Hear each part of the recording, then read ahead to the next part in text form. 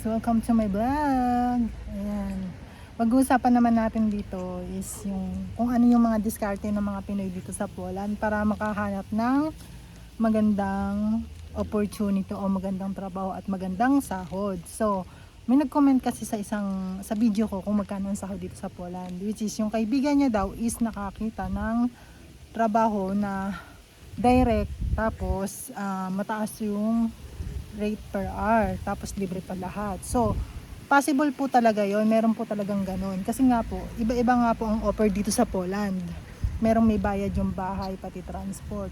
Swerte po yung kaibigan niya kasi lahat libre, tapos malaki rin yung sahod kasi direct na yon. Tapos lahat ng benepisyo ng direct, marami yon. Yung sa bonuses, incentive, tapos yung mga yung mga sa insurance, tax, sure yan, may mga bayad yan kapag ganyan mga direct, automatic yon.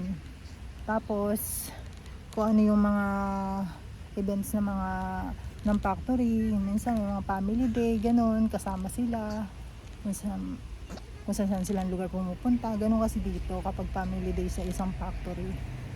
So ayun guys, ang technique kasi doon para makahanap din kayo ng magandang factory at magandang employer dito, ang diskarte ng mga Pinoy dito. Alam nyo ba kung ano guys? Napakadali lang.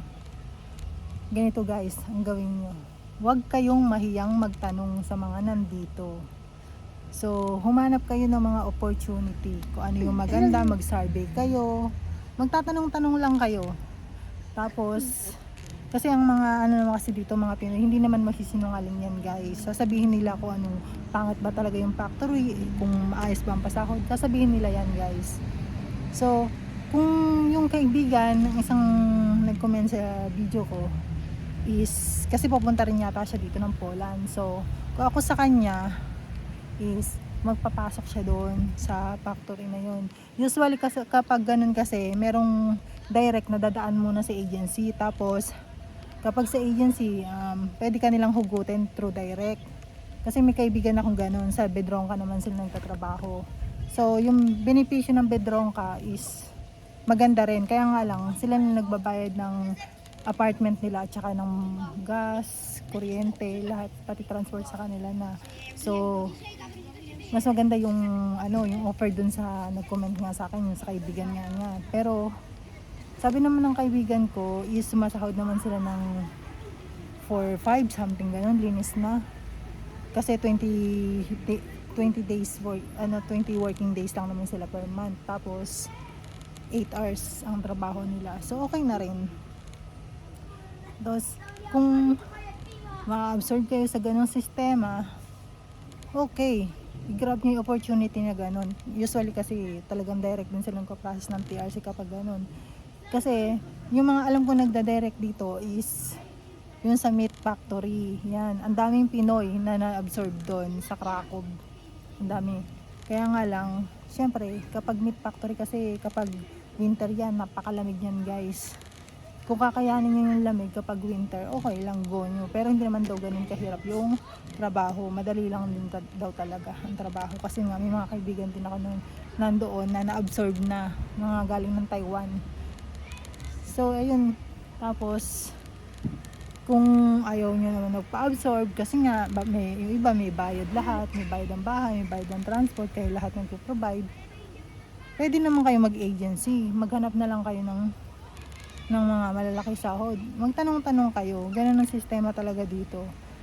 Kung pagpunta nyo dito is wala kayong kakilala at may naabutan kayong mga Pinoy kung saan man kayo ma-hire, dun pa lang guys, magtanong-tanong na kayo kasi sigurado naman may matatagal na dyan.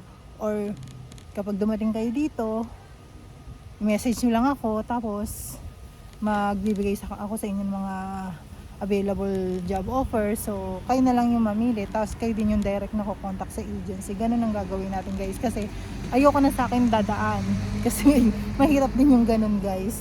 Tsaka wala naman akong doon, kumbaga hindi naman ako nagpapabayad or wala naman akong kinukuhang payment sa inyo or sa agency, wala, kayo na mismo makikipag-usap kapag ganun. Kasi ako ganun lang din yung ginawa ko para bago ako napunta sa maayos na company. at saka sa magandang sahod. Nagtanong-tanong lang din ako, tapos nakipagkilala ako sa mga naabutan ko dito. Okay lang naman yung magtatanong ka, pero syempre yung ibang usapan yung makikipagkaibigan ka talaga. Ikaw, mamili ka na lang ng kakaibigan ninyo kapag nandito na kayo. Kasi kung kaya mo naman din mag-isa, pumunta ka na mag-isa dito. Dumiskarte ka na mag-isa kasi mas okay yung ganun, guys. Mas tahimik ang buhay. So, hindi naman ako kumbaga hindi naman ako nagsisisi ko ano yung na-experience ko dito. Is magandang experience din na-experience ko dito sa Poland kasi nga naging aware din ako sa mga Pinoy na nandito, yung mga dinadnan ko, yung matatagal. Kasi syempre hindi mo ini-expect na malala malala yung ibang kapwa natin. So ayun guys, tapos kung ano kayo dito, makapagtrabaho kayo ng matagal dito, observe nyo kung gusto nyo o hindi, kung gusto nyo lumipat sa ibang part ng Europe. Ganun ang mga diskarte dito. Basta ang advice ko lang sa inyo, yung mga legal papers, legal documents, huwag kayong mag-TNT kasi mahirap yun guys. Hindi nyo alam kung kailan kayo makaka-uwi ng Pinas. Kung sa tingin nyo wala naman kayong inaalala sa Pinas at okay lang sa inyo, hindi kayo umuwi, nasa inyo, decision nyo pa rin yun. Kasi sa akin, nagtrabaho ako dito ng almost 1 year. Almost 1 year yon.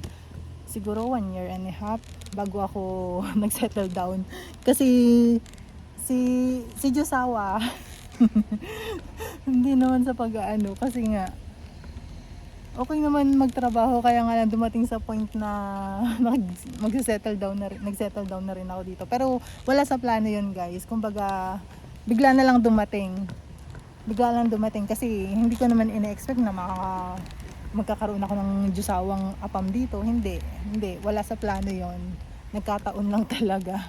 Tapos swerte na lang din kasi nga mabait yung family ni Diyosawa, tapos si Diyosawa mabait din, swerte. Tapos ito, nagka-baby na rin kami.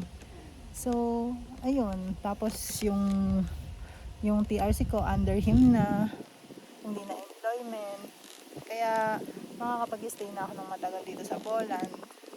So luckily wala naman ako pinagsisihan, masaya nga ako kasi nagka-baby na rin ako dito. Kayo enjoy nyo lang. Malay nyo, may magandang plano din sa inyo si Lord pag nandito na kayo. Ganun lang ang buhay, alam nyo naman yan. Basta lagi nyo lang susundin kung ano yung nasa puso nyo, yung nasa isip nyo, sa tingin nyo na makakabuti sa inyo. Ganun ang gawin nyo. Kasi ako, laging ganun ang iniisip ko sa sarili ko, kung ano yung makakabuti sa akin.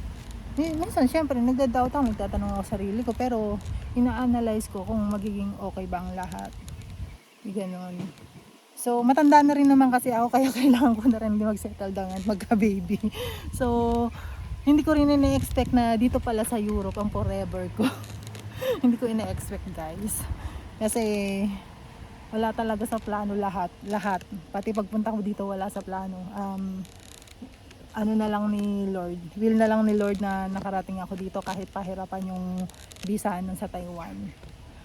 So thankful na rin ako na nandito ako, at kahit pa nakakatulong sa mga kapwa nating Pinoy, mga dumarating dito, nagtatanong sila na ate, saan pwedeng mag-work, ganyan. Bigay ko na lang yung contact ng agency, sila na lang nakikipag-usap. Kasi yun nga ang ayoko, kasi yung mamamagitan ako sa agency tapos hindi nila nagustuhan yung agency. Siyempre, pati ako madadamay, di pa. So, kayo na lang sa sarili nyo yung mag-observe kung okay ba sa inyo yung agency o hindi. Kapag hindi, layasan nyo. Maghanap ng iba. Next, ganon. Ang sistema dito sa Poland.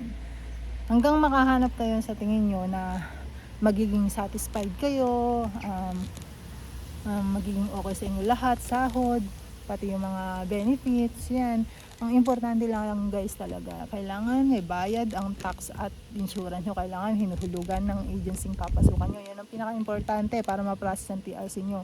Kasi ako nga, nung unang agency ko dito is medyo palpak, hindi okay, hindi binayaran yung tax ko at yung insurance ko. Kaya nung nag-apply ako ng TRC, ano siya, refuse siya. So, luckily na lang siguro may plano talaga sa akin si Lord. Yun, si Josawa na yung nag-ayos. Yun, na-approve naman siya, mabilis lang. Siya na lahat na nag-provide ng documents. So, at nagka-TRC na rin ako. Pero stress yun para sa akin ha, sa totoo lang, yung ginawa sa akin ng agency na yun. Kaya kailangan maging aware kayo, wag sobrang mabait, kailangan magtatanong kayo sa agency kung may bayad ba or may hulog ba ang tax nyo at insurance. Okay guys? Para in case na kung lumipat kayo sa iba, wala kayong problema. At lalo na sa pagka-process ng TRC. So, ayun lang guys. Thank you for watching. God bless us all po. Bye!